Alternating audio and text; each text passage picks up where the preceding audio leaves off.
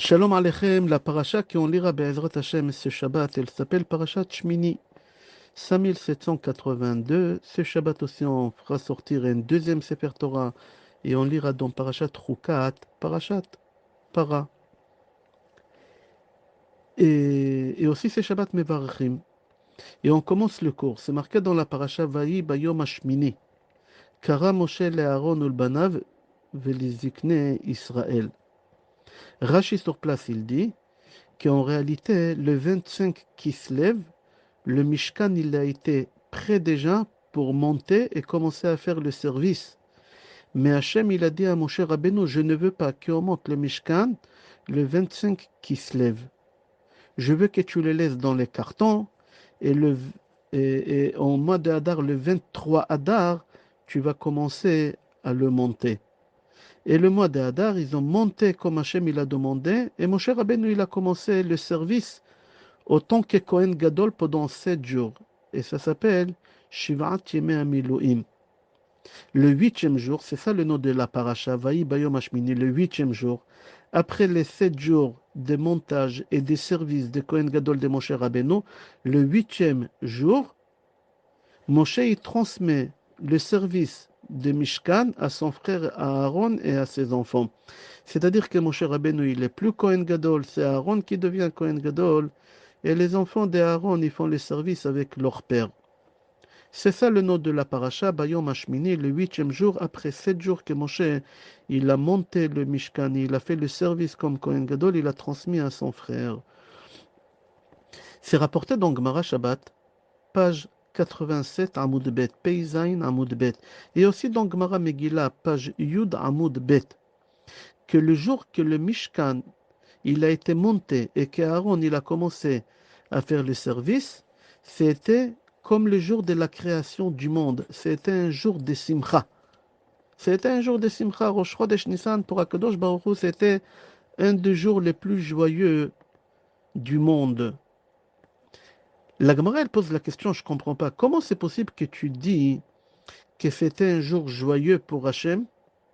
Et on sait qu'il y a une règle dans le Tanakh, Torah, Nevim, Ktuvim, partout où c'est marqué Vayehi, c'est un langage de tristesse. Et dans notre paracha, c'est marqué Vayehi, Bayom Hashmini. Vayehi, c'est tristesse. Et tu dis que c'était un jour de joie pour Hachem. Ça contredit la règle qu'on a. La Gemara, elle répond qu'en réalité, c'était un jour joyeux pour Hachem, que le Mishkan, il a été monté. Mais le mot Vayehi, il vient sur la mort des deux enfants d'Aaron qui sont morts le même jour, le huitième jour. Alors Hachem, il était triste. C'est pas à notre niveau comprendre c'est quoi être triste chez Hachem et c'est quoi être joyeux chez Hachem. On dit ça dans la chanson de Shabbat. Lo yichye gevar shenin alpin la ye'ul bechush benaya yaribon ala. C'est quoi? Lo yichye, même si tu vivras shenin alpin des dizaines de milliers d'années, la yaoul bechush benaya, tu ne peux pas comprendre la façon de faire de Hachem. Ok, le jour qu'Aaron il a pris le service, Moshe Rabbeinu il a fait descendre la Shrina, la sainteté au Mishkan. Comment? Qu'est-ce qui s'est passé? C'est rapporté dans le Midrash. Quand Adam Arishon il a fauté, la Shrina elle a quitté la terre et elle est montée au premier ciel. Quand Caïn il a fauté, la Shrina elle a quitté le premier ciel et elle est montée au deuxième ciel. Quand Dor Enoch, la génération des Enoch, ils ont fauté, elle a quitté le deuxième et elle est montée au troisième ciel. Quand la génération de Maboul, elle a fauté, elle a quitté le troisième ciel et elle est montée au quatrième ciel. Quand Dora Pelaga, la tour de Babel, ils ont fauté, elle a quitté le quatrième ciel et elle est montée au cinquième ciel. Et quand les Sdom et Amora, ils ont fauté, elle a quitté le cinquième et elle est montée au sixième. Et quand les Égyptiens, ils ont fauté, elle a quitté le sixième et elle est montée au septième ciel, la Shrina. Plus, ici sur terre, on a fait des péchés, plus elle est montée, montée, montée, elle a quitté cette terre-là. Comment ça se fait que la Shrina, elle est descendue quand Moshe Rabbeinu, il a fait le Mishkan? Alors il dit, le Midrash Vekenegdan, Et face à ces personnes-là qui ont fait des fautes, ils ont fait quitter la Shrina de cette terre-là, il y a 3 tzadikim qui ont fait descendre la Shrina sur terre. Qui c'est? Abraham, il a fait descendre des 7e au 6e. Yitzhak, il a fait descendre des 6e au 5e.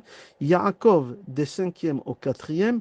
Lévi, des 4e, 3e. Kehat, des 3e, 2e. Amram, le papa de Moshe, il a fait descendre des 2e au 1er. Et Moshe, le 8e jour, il a fait descendre dans le Mishkan. Rabbi Yitzhak dit, c'était un jour de joie pour Hachem, comme le jour qu'il a créé le monde. Et c'est sur cela, la Gemara, elle pose la question, comment tu peux dire que c'était un jour de joie puisque c'est marqué Vayehi, et chaque fois quand c'est marqué Vayehi, c'est tristesse, et on a donné la réponse. Le jour qu'ils ont fait le premier sacrifice au Mishkan, c'est marqué qu'il y a un feu qui est descendu du ciel et qu'il a consumé les sacrifices. C'est marqué dans Pirkei de Rabbi Eliezer, chapitre 53, Nun Gimel. Amar Rabbi Yehuda dit que le feu qui est descendu du ciel le premier jour qu'on a fait les sacrifices, ce feu-là, il est resté ici sur terre et il n'a jamais remonté au ciel. Et tous les sacrifices qu'on faisait, dans tous les Mishkanim, parce qu'on avait beaucoup de Mishkan Shiloh, on avait beaucoup.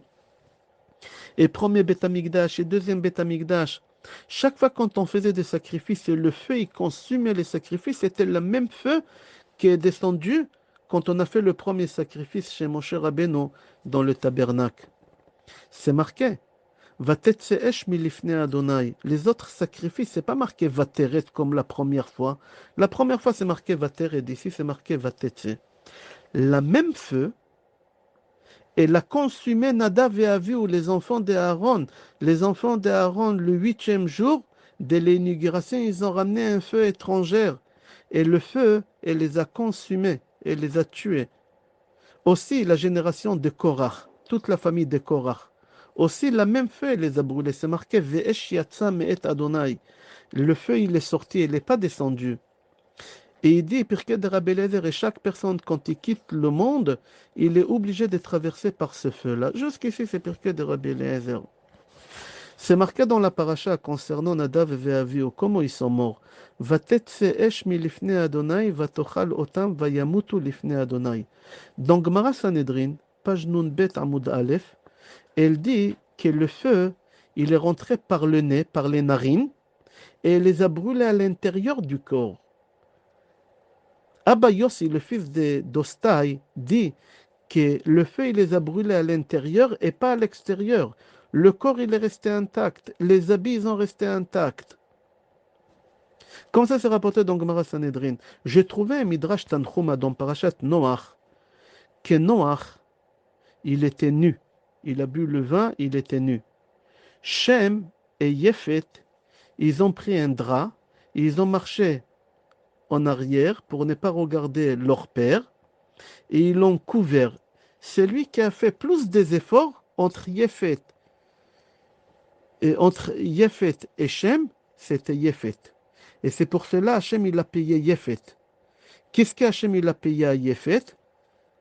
Quand on aura la guerre de Gog ou Magog, ils vont être enterrés. Comme ça, Yecheskel, dans sa prophétie, dans le chapitre 39, Pasuk 11, il dit, puisqu'Yefet, il a fait des efforts pour couvrir son père, eux, quand il aura la guerre de Gog ou Magog, Hachem, il leur a donné comme cadeau qu'ils vont être couverts. Quand on va les tuer, ils vont être enterrés, ils vont être couverts avec la tête.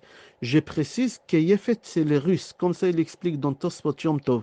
Quand il aura la guerre de Gog ou Magog, quand les soldats russes ils vont mourir, aucun corps il va rester à terre découverte. Hachem, il va faire en sorte que la terre, elle va le couvrir. Parce qu'eux, ils ont couvert, parce qu'ils ont couvert leur père et lui, il a fait des efforts plus qu'Hachem. J'explique le tour. Il explique qu'à Sukkot, on va lire la Haftara des ossements secs. Et le Shabbat de Chol HaMoed Sukkot, on a lu la Haftara de Gog ou Magog. Alors le tour, il dit au nom des Géonim, des sages de l'époque, il faut que tu saches que le processus, je crois on dit en français, de la résurrection des morts et de la venue de Mashiach, ça va commencer à Pessah. Que la troisième guerre mondiale, elle va commencer à Pessah et elle va se terminer par Gog ou Magog et ça sera à Sukkot.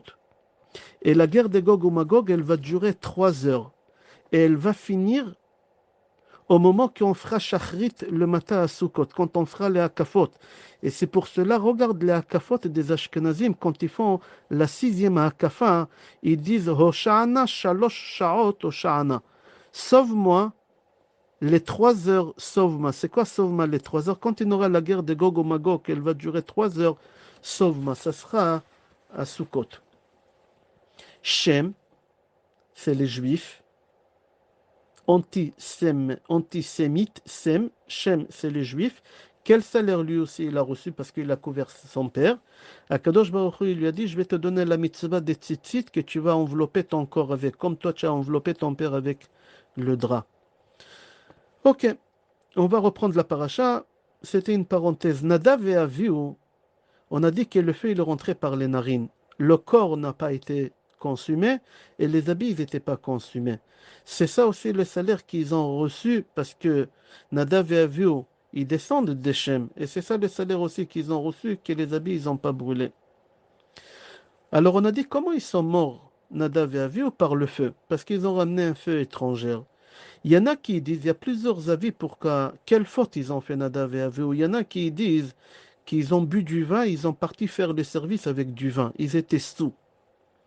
N'oublie pas, c'est une parenthèse, j'ai pas développé encore ce cours-là. L'année prochaine, Be'ezrat Hashem, on va le développer. Avec l'enterrement de Rav Kanievski, on n'a pas la tête à se concentrer. Mais j'ai une idée à développer, Be'ezrat Hashem, que le Mashiach, il viendra, on va le développer ensemble, Be'ezrat Hashem, que Noach aussi, c'est saoulé. Noach aussi, il a bu du vin. Noach, il a enlevé ses habits. Il y a un lien entre Noach, le vin de Noach, le vin qu'ils ont Binadav et Avihu, et que les habits, ils n'ont pas brûlé, parce que Noach, il a enlevé les habits. Mais on va développer ça l'année prochaine, Be'ezrat Hashem, avec le Mashiach. Je referme la parenthèse. Dans Midrash Vaikra Rabbah, j'ai trouvé c'est marqué que la Torah, elle répète 4 fois la mort de Nadav et Avihu. Tu imagines, la mort de Nadav et Avihu, on les répète 4 fois dans 4 endroits différents dans la Torah. La première fois, c'est dans notre paracha, Shmini. Après, on va dans Parashat Achremot, c'est la paracha qu'on lit à Kippour. À Kippour, on lit Parashat Achremot, la mort des enfants de Nadav et Avihu. La troisième fois dans Parashat Bamidbar et la quatrième fois dans Parashat Pinchas. Pourquoi dans Parashat Pinchas? Dans le cours que j'ai envoyé au début de la semaine, d'après le Sot Pinchas, en réalité, c'est Nadav et Avihu, etc. Je referme la parenthèse. Il y a une cinquième fois qu'on parle de la mort de Nadav et Avihu dans les Nevi'im. Dans Sefer Divrei Hayamim, tome 1, chapitre 24, pasuk 2. J'aimerais comprendre pourquoi on répète 4 fois dans la Torah sur la mort de Nadav et Avihu. Et pourquoi on répète autant de fois et aussi dans le Navi on répète une seule fois? Ça, c'est la question de Midrash. Le Midrash, il répond, on répète autant de fois pour te dire que c'était des tzadikim, Nadav et Avihu. S'ils ont fait des fautes dans leur vie, il faut que tu saches qu'ils ont fait une seule faute dans leur vie. C'était des tzadikim, qu'ils ont ramené des feux étrangers au Beth Amikdash. Comme ça, il dit le Midrash. Dans Midrash Rabbah, c'est rapporté qu'au moment que Nadav et Avihu ils sont morts, Akadosh Baruch Hu, il a eu une tristesse énorme. Encore beaucoup plus que ce que leur papa avait. Tu imagines la perte d'un enfant, la perte des 2 enfants. Aaron, il perd 2 enfants. Il avait une souffrance énorme. Non, Hachem, il a souffert encore beaucoup plus de leur départ de ce monde de Nadav et Avihu. Regarde Job. Iov dit, je n'arrive pas à comprendre quelque chose. Parce qu'ils ont rentré au Mishkan, ils ont ramené un feu étranger, ils sont morts.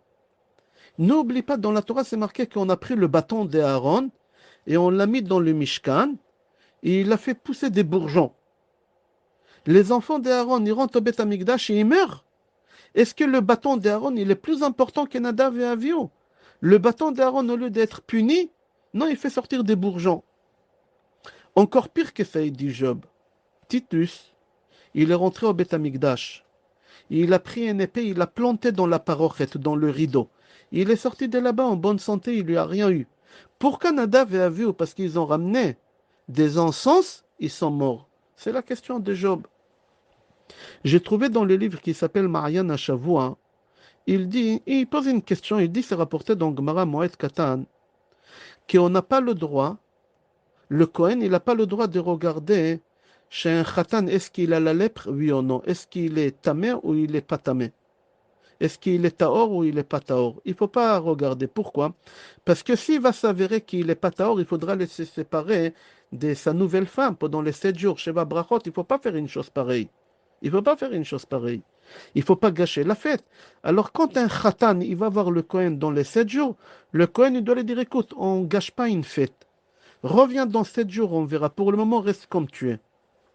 On ne gâche pas une fête. J'arrive pas à comprendre. Ici, c'était le jour de l'inauguration des tabernacles. C'était le plus beau jour pour Hachem, un des plus beaux jours de Hachem, comme la création du monde. Et là, Akadosh Baruch Hu, il tue les enfants d'Aaron, c'est-à-dire quoi? Akadosh Baruch Hu, il est en train de gâcher la simcha de tout le peuple juif. La halakha dit que le Kohen, il n'a pas le droit de regarder un khatan pour ne pas gâcher la fête au khatan et kala, deux personnes. Ici, Hachem, il a gâché la fête de l'inauguration des tabernacles à tous les juifs. Comment c'est possible? C'est la question de Marianne à Shavua.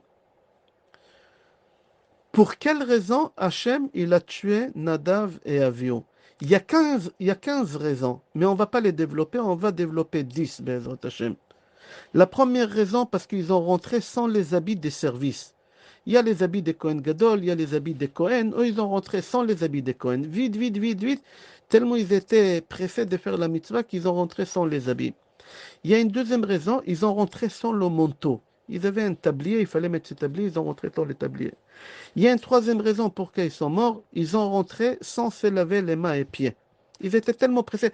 Toutes les raisons que je vais ramener, parce qu'ils étaient pressés, pressés, vite, vite. Ils ne se sont pas lavé les mains et les pieds, c'est assaut. Il y en a qui disent qu'ils ont rentré, ils ont bu, ils étaient un peu arrosés, ils ont bu du vin. Est-ce que vraiment c'est ça? On va développer, Bédot Hachem. Cinquième raison, ils ont ramené un feu étranger. C'est quoi un feu étranger? Est-ce que vraiment ils ont fait cette chose-là? C'est pas possible. Sixième raison, ils ont marché derrière Moshe et Aaron, et Nadav dit à son frère Avio, quand est-ce qu'ils vont mourir ces deux vieux-là? Et toi et moi, on va prendre les rênes sur le peuple. Comment c'est possible de parler comme ça? C'est pas joli. Septième raison, ils ont ramené des feux étrangers, ils n'ont pas demandé l'autorisation à Moshe et à Aaron. C'est une faute. Tu as un rave, avant de faire quelque chose, tu demandes l'autorisation à ton rave. Et ils n'ont pas fait ça. Huitième raison, ils ne se sont pas mariés. Ils ont dit, il n'y a pas une femme à notre niveau. Ils ont dit, voilà, Moshe Rabbeinu, il a quitté sa femme. Ok.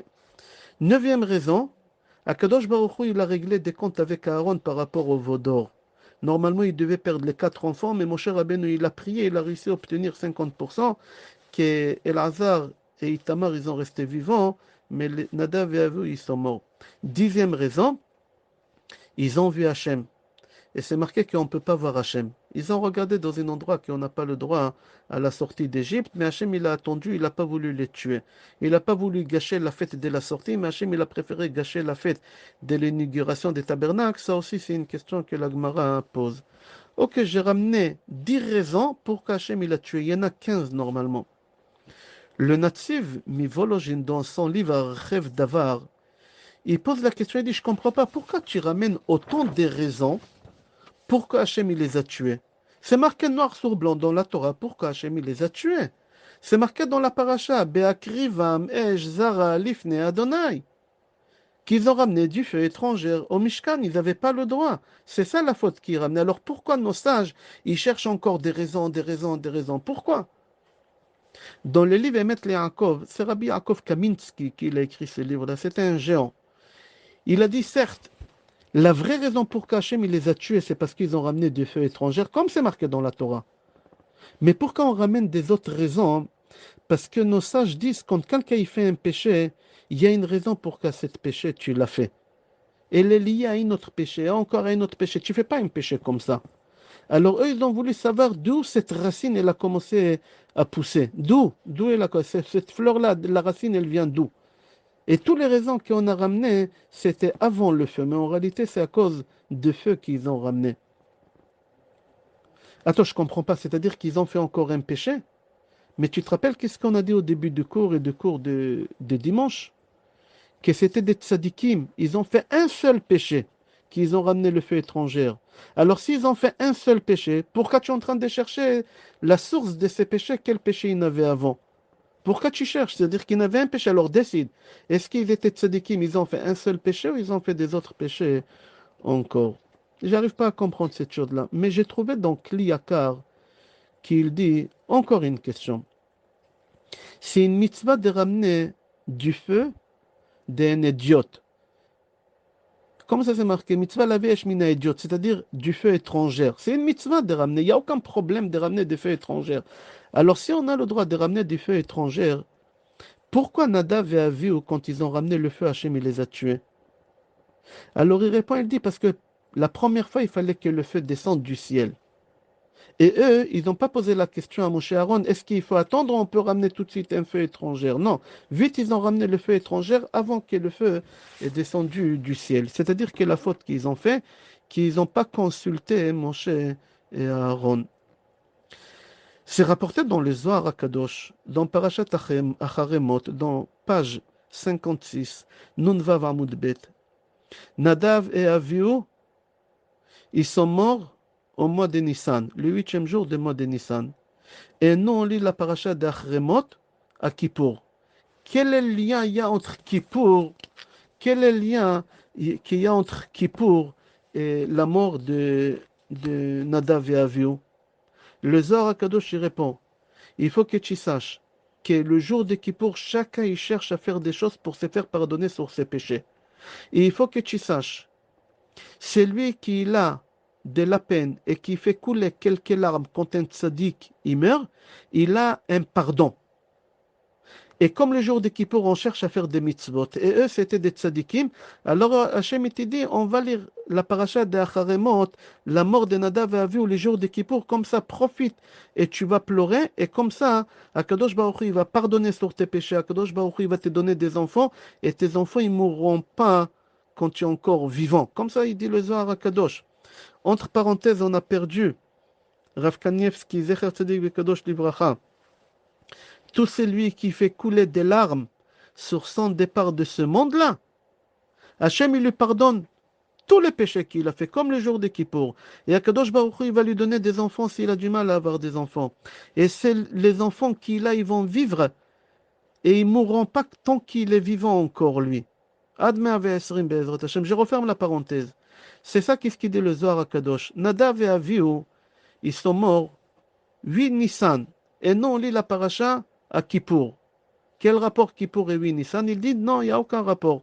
Mais le jour de Kippour, on sait que tu cherches à te faire pardonner, alors c'est une occasion. Fais couler quelques larmes les jours de Kippour et Hachem il va te pardonner sur tous les péchés que tu as fait. Et pas seulement ça. Hachem il va te donner des enfants, c'était des tzadikim. Attends, je comprends pas. Si c'est des tzadikim et tu demandes à Hachem le jour de Kippour qu'il te pardonne sur tes péchés, alors comment c'est possible que tu dis sur eux qu'ils se sont jamais mariés, qu'ils ont parlé du mal, ils ont dit quand est-ce qu'ils vont mourir, c'est là, ils ont parlé comme des voyous. Quand est-ce qu'ils vont mourir, on va prendre leur place. Ou ils ont bu du vin avant de rentrer au service, ou ils ont rentré sans les habits, sans le manteau, ils n'ont pas lavé les mains et les pieds. Attends, ils ont fait des péchés, des erreurs comme ça, et tu demandes le jour de Kippour qu'Hachem il te pardonne grâce à leur mérite? Décide, c'est des tzadikim ou c'est pas des tzadikim? Si c'est des tzadikim, d'accord. Alors ne me cite pas 15 choses qu'ils ont fait. Alors s'ils ont fait 15 choses, pourquoi tu demandes que grâce à quelqu'un qui a fait autant de mal qu'Hachem te pardonne? C'est la question que le BR Moshe, c'est l'Admor Meozorov qui pose la question. Et aussi j'ai vu dans Mirtav Melia au tome 2, page 244. Harosh, il dit d'après la vie qu'ils ont rentré, et d'abord ils ont vu du vin, j'arrive pas à comprendre. Où c'est marqué qu'un Cohen, il n'a pas le droit de boire du vin avant le service? Quand est-ce Hachem il a écrit dans la Torah qu'un Kohen il n'a pas le droit de boire du vin avant de rentrer au service? C'est marqué dans la Torah. Hachem il dit à Aaron, Yain veshechar al tesht. Quand est-ce Hachem il a dit ça? Après que Nadav et Avihu ils sont morts. Mais avant que Nadav et Avihu ils sont morts, on avait le droit. C'était pas marqué dans la Torah.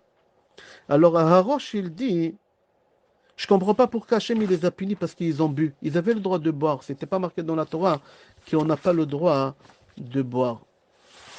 Il répond les matnot qu'on a, certes, il n'avait pas de raison pour le tuer parce que Hachem il n'a pas encore interdit de boire le vin avant le service.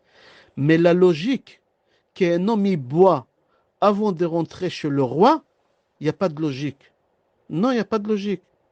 Même un buveur, quand il sait qu'il a un rendez-vous avec le roi, il ne va pas boire parce qu'il a peur de ne pas tenir droit, etc. Le roi, il va lui enlever la tête. Alors comment c'est possible qu'eux, ils ont bu avant de rentrer faire le service, même qu'ils avaient le droit? Personne n'aurait fait une chose pareille. C'est rapporté dans Gemara Baba Batra, page Ain Gimel Amud Bet. Rabba Barbar Chana, il y a un Ishmaéli, un arabe. Cette histoire, il y a 2000 ans. Il ne faut pas confondre entre la religion musulmane et les arabes. La religion musulmane, c'était, je crois, en 613, mais les arabes, ça existe depuis le temps de Talmud. Je referme la parenthèse. Alors, Rabba Barbar Chana, il y a un arabe qui est venu le voir. Et il lui a dit, est-ce que tu veux que je te montre la génération qu'ils ont vécue à l'époque de Moshe Rabbeinu, tous ces hommes-là, est-ce que tu veux que je te les montre? Il lui a dit oui. Et Rabba Bar Chana, il a suivi cet arabe-là.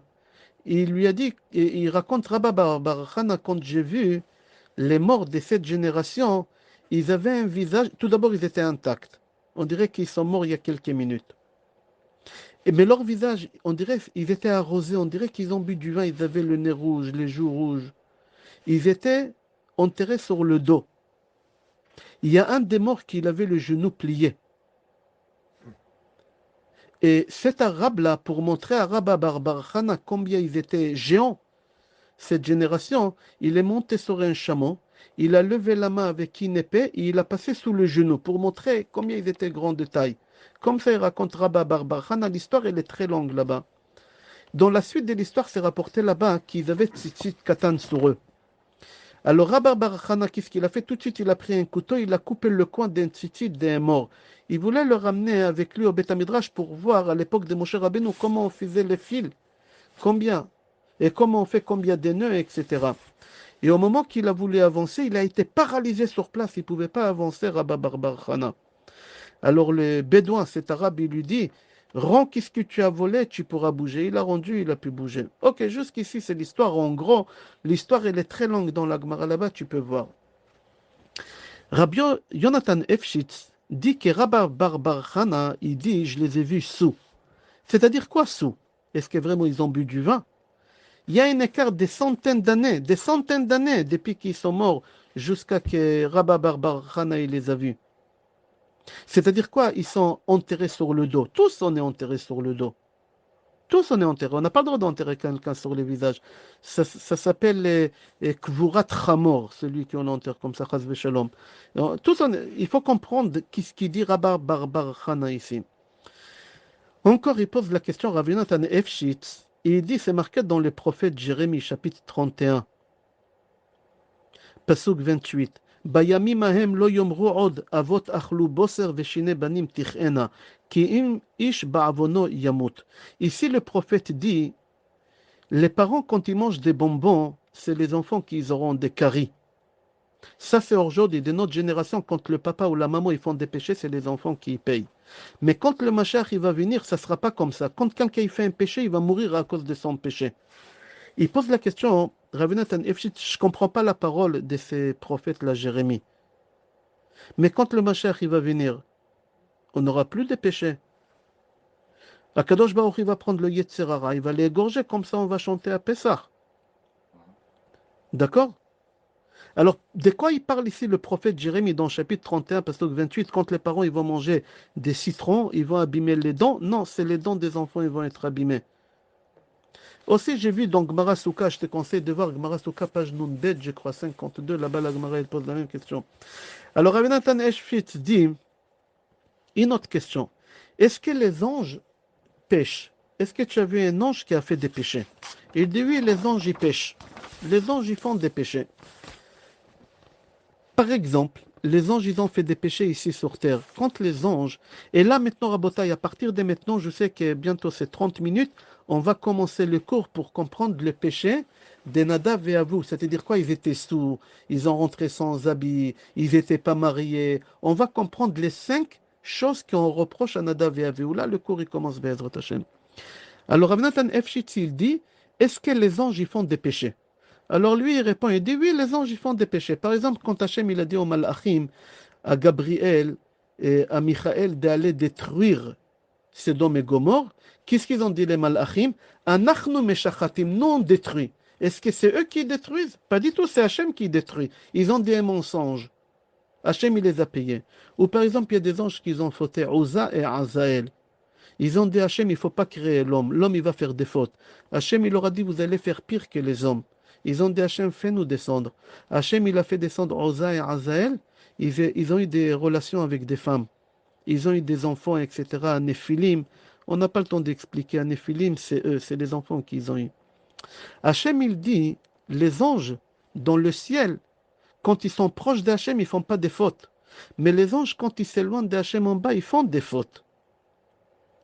Donc, Marach Hagiga s'est rapporté quand la Neshama de la personne, elle monte au ciel après 120 ans, avant qu'il voit Hachem, avant qu'il arrive devant le Kisei HaKavod, elle est obligée de traverser dans un fleuve qui s'appelle Nahar Dinor.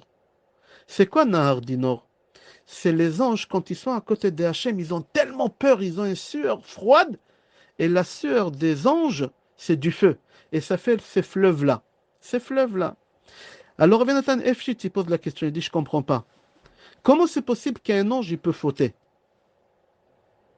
Comment c'est possible qu'un ange, il n'a pas le Yetzer Hara. Le Yetzer Hara, il est pour nous, pour les êtres humains. Quand un ange, il faute en haut, à tel point qu'il a des sueurs froides, quel péché un ange, il fait en haut? Il répond à Nathan Efshit, il faut que tu saches que les anges, quand ils fautent, c'est pas la même faute que nous. Nous, quand on faute, c'est dans le mensonge, dans l'orgueil, dans le vol, dans des choses qu'on n'a pas le droit de consommer, dans des choses qu'on n'a pas le droit de regarder. La faute des anges en haut, c'est pas ça. Je vais t'expliquer c'est quoi la faute des anges en haut. En haut, dans le ciel, il y a toutes sortes des anges. Il y a Malachim, il y a Séraphim, il y a Ophanim, il y a Chayot, il y a plusieurs. Et chacun, il a sa fonction. Chacun, il a sa fonction, chacun, il a son niveau, chacun, il a sa statut, chacun, il a son grade. Il y a une hiérarchie là-bas. Mais chaque ange, il veut griller cette hiérarchie, et il veut avancer à côté d'Hachem, même qu'il n'a pas le droit. C'est-à-dire le péché d'un ange, c'est pas le même péché que nous. Le péché d'un ange, même s'il n'a pas le droit de s'approcher à Hachem, il approche à Hachem. Il n'a pas le droit, c'est comme nous. On a envie d'avoir de l'argent, alors on prend de l'argent pas caché. On glisse avec l'argent pas caché. Eux, les malachim, leur péché, il est spirituel. Leur désir, leur rêve, c'est de s'approcher le maximum possible à côté d'Hachem, même s'ils n'ont pas le droit. Alors Hachem, il les brûle, Hachem, il les élimine. C'est exactement la faute de Nadav et Avihu. Ils étaient au niveau des malachim, ils ont voulu être proches de Hachem. Ils ont voulu faire vite, vite, vite. Ils avaient la sueur des anges, le feu. Ils avaient la sueur C'est ça quand on dit il a bu du vin.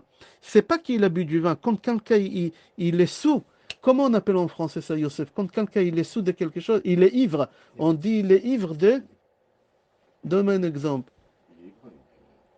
Il est ivre d'orgueil, il est ivre d'argent. Je sais pas, en français ça se dit comme ça. D'accord? Quand on dit qu'ils étaient ivres, pas qu'ils étaient ivres, ils étaient ivres d'amour de Hachem. Ils étaient ivres de s'approcher à Hachem. Et c'est pour ça qu'ils n'ont pas mis les habits. Et c'est pour ça qu'ils n'ont pas mis le manteau. Et c'est pour ça qu'ils ne se sont pas mariés. Tout ça, il y a une seule raison. Un seul péché. C'est quoi? C'était comme les malachim. Il dit, regarde, c'est marqué noir sur blanc dans la paracha Bekar Vatam. L'ifne Adonai vayamutu. C'est quoi Bekar Vatam? Ils se sont approchés à Hachem. Ils n'avaient pas le droit de s'approcher. Comme les malachim, ils ont approché. Or, Achaim Akadosh dit, ils se sont approchés de Hachem. Ils se sont approchés à cette lumière infinie par amour qu'ils avaient à Hachem. C'est pour ça qu'ils sont morts. Il dit Vehu besod mitat aneshika shebot tzadikim metim. C'est quoi Vehu besod aneshika? C'est marqué dans Gemara Baba Batra. Il y a 6 personnes que l'ange de la mort, il les a pas tuées. C'est Hachem qui est parti vers eux. Ça s'appelle, je crois en français, grossière. Ça s'appelle le baiser de la mort. Hachem, il les a embrassés, il leur a aspiré la neshama. La Gemara, elle dit là-bas, il y en a 6 personnes qui étaient comme ça. Nadav et Avihu, ils ont fait le contraire. Au lieu d'attendre qu'Hachem il s'approche à eux pour leur donner la baiser de la mort, c'est eux qui sont approchés à Hachem et Hachem il leur a donné le baiser de la mort. C'est marqué Bekorvotam lifne Adonai vayamutu. C'est eux qui se sont approchés à un endroit qu'ils n'ont pas le droit de s'approcher. Hachem il les a tués. Comme ça, il dit au Rachaim Akadosh, Nadav et Avihu, ils savaient qu'ils vont mourir. Mais tellement ils étaient ivres d'amour de Hachem, ils ont dit on s'en fout. Regarde, je t'en prie, prends un stylo et marque.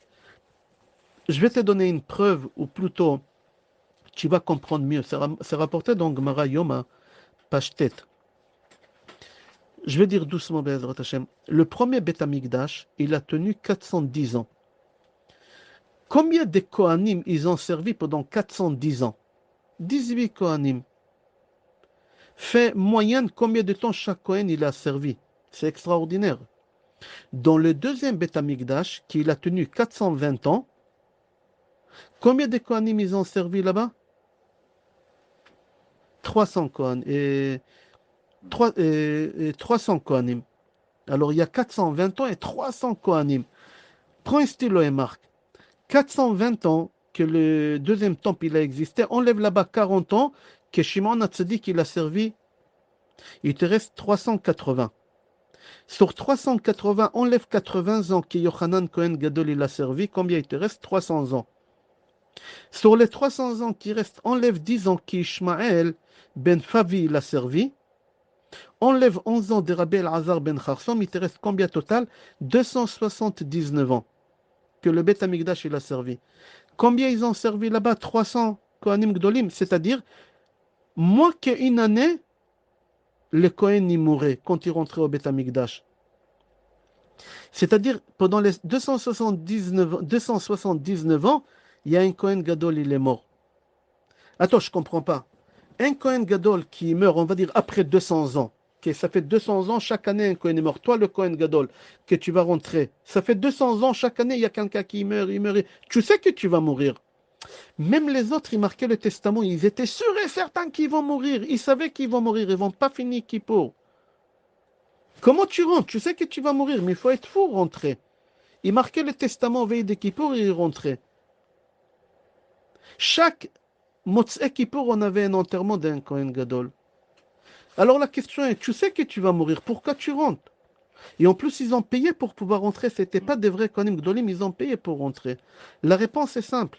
Ils ont dit, ça vaut le coup de mourir uniquement pour s'approcher à Hachem 2 minutes et après mourir. C'est ça qu'est-ce qu'ils ont fait Nadav et Avihu. Ils ont dit, ça vaut le coup de mourir uniquement pour s'approcher à la Shrina. On sait qu'on va mourir. Maintenant, on comprend quand Rabba bar bar Chana dit, j'ai vu les générations des déserts qui avaient un visage arrosé comme quelqu'un qui a bu du vin. C'est exactement ce que la paracha dit sur Nadav et Avihu, qu'ils ont bu du vin. Ils n'ont pas bu du vin. C'est comme quelqu'un qui est ivre de quelque chose. Eux, ils étaient ivres des plaisirs de s'approcher à Hachem. Et on les appelle Shtouye Yain. Et c'est comme ça qu'ils ont vécu la génération des déserts. Quand ils ont vu Hachem au mont Sinaï, regarde dans Sefer Shemot, chapitre 24, pasuk 11, c'est marqué là-bas, Vayechezo et Elohim, Vayochlu, Vayishtu. Ils ont vu Hachem. Ils ont dit Zéli Van Veu. Ils ont vu Hachem qui descend avec 22 000 malachim. Ils ont voulu monter, monter, monter. Ils sont morts ivres de cette envie-là.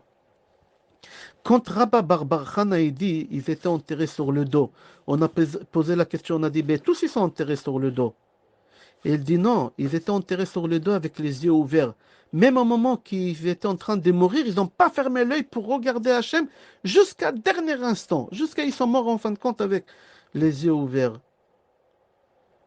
Et quand les enfants Nadav et Avihu, les enfants d'Aaron, ils ont dit quand est-ce qu'ils vont mourir, c'est là on va prendre leur place. Ils n'ont pas voulu des honneurs. Non, c'est pas ça qu'est-ce qu'ils ont cherché. Ils ont voulu rentrer au Ohel Moed comme leur père y rentre, comme Moshe y rentre pour parler avec Hachem, pour sentir Hachem. Ils étaient ivres de ça. Maintenant, on va comprendre ce qu'il dit aussi le Zohar HaKadosh, le jour de Kippour, qui ont lit Parashat Acharemot. Quel rapport Kippour et Acharemot, puisqu'ils sont morts le 8e jour de mois de Nissan?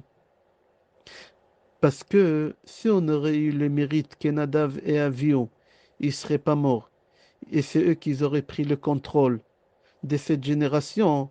Aujourd'hui, nous, dans notre génération 5782, on aurait été autrement qu'on est aujourd'hui. On aurait été dans des niveaux beaucoup plus élevés. Nadav et Avu, ils auraient monté dans des niveaux très élevés. Maintenant que la Kiouna, elle a passé à El-Azar et Itamar, et la direction, elle a passé de Moshe à Yoshua, ben nous, on est bas aujourd'hui. Spirituellement, on est bas. Eux, Nadav et Avu, ils nous auraient monté des niveaux beaucoup plus élevés que Moshe et qu'Aaron. Beaucoup plus. Je donne un exemple. On prend le deuil sur les élèves de Rabbi Akiva. Pourquoi? 2000 ans, l'histoire, elle a passé. Parce que si on avait encore 24 000 Tanaïm, aujourd'hui, en 5782, on n'aurait été pas au niveau qu'on est aujourd'hui. Eux, ils nous auraient monté dans des degrés beaucoup plus élevés spirituellement. C'est pour ça qu'on est en deuil sur les départs de ce monde des élèves de Rabbi Akiva. Ça, qu'est-ce qu'il dit le Zohar HaKadosh? C'est lui qui pleure le jour de Kippour. C'est-à-dire qui comprend quel niveau on devait être, qui comprend quel niveau ils avaient Nadav et Avihu. Hachem il déclare, Hachem il dit, pas un baba, Hachem il dit, Vesar avoncha vechatatra techupar. Je te pardonne sur tous les péchés que tu as fait cette année. Et il dit le Zohar HaKadosh, c'est lui qui arrive à faire couler des larmes sur le départ de ce monde d'un tzaddik. Il aura des enfants et ces enfants ils vont vivre tout le temps. Ils vont pas mourir tant que lui il n'est pas mort. On vient de perdre un géant, Sarah Torah, le prince de la Torah de notre génération. Il est parti. C'est lui qui arrive à faire couler quelques larmes. Akadosh Baruch Hu, il lui pardonne sur tous les péchés. Ses enfants ils mourront pas tant que lui il n'est pas mort. Alors on prie à Kadosh Baruch Hu Be'ezrat Hashem, qu'Akadosh Baruch Hu nous donne ses mérites de pouvoir voir les Kohanim dans leur service et les Lévim quand ils chantent au Beth Amikdash, et qu'Akadosh Baruch Hu Be'ezrat Hashem il nous comble, il nous envoie le Mashiach Bekarov Mamash. Amen. Keni Ratson Kol Tov.